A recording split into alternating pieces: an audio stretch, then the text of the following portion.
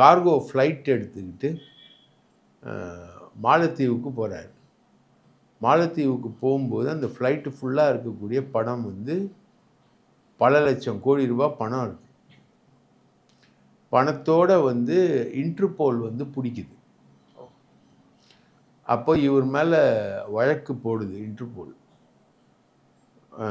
OPS மேலே வழக்கு போடுது. இவர் முன்னாள் முதலமைச்சர்ன உடனே இந்த தகவல் வந்து நரேந்திர மோடிக்கு போது நரேந்திர மோடியால் காப்பாற்றப்படுறாரு அவர். இது உட்பட மொத்தம் ஒரு 47 கேஸ் இருக்கு அவங்க மேலே மட்டும். இந்த வழக்குகள்லாம் பிஜேபி எப்படி ஹேண்டில் பண்ணும் அப்படின்ற ஒரு டெலிபரேஷனில் தான் அவர் இருக்கார். அந்த பயத்தில் தான் இருக்கார். அதனால தான் முடிவுகளை சொல்லாமல் இருக்கார். ஒன்று ஜெயலலிதா பிறந்த நாள். இப்போதைக்கு அவருக்கு இருந்த பிரச்சனைகள் எல்லாத்தையும் சால்வ் பண்ண திமுக, மதிக்காத எடப்பாடி,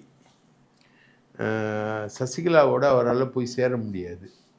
சசிகலாவோட தேவர் பிறந்த தினத்துக்கு போய் அவர் சேர்ந்ததுனாலேயே டிடிவி தினகரன் வந்து அவரை வந்து அவர்கிட்ட பேசாமல் போயிட்டார். சசிகலா, ஓபிஎஸ் எல்லாரும் ஒன்றா சேர்ந்து, செங்கோட்டையன் 3 பேரும் ஒன்றா சேர்ந்து நின்னதுனாலேயே டிடிவி தினகரன் வந்து பேசுகிறத கட் பண்ணிட்டார். ஸோ இந்த சைடும் போக முடியாது, இந்த சைடு என்ன பண்ணுன்றது தெரியல. ஓகேங்களா? எடப்பாடி மகன் மேலேயும் கேஸ் இருக்குது, ஓபிஎஸ் மகன் மேலேயும் கேஸ் இருக்குது. எடப்பாடி மகன் மேலே இருந்த கேஸ் தான் அதிமுக கூட்டணிக்கு வழிவகுத்தது.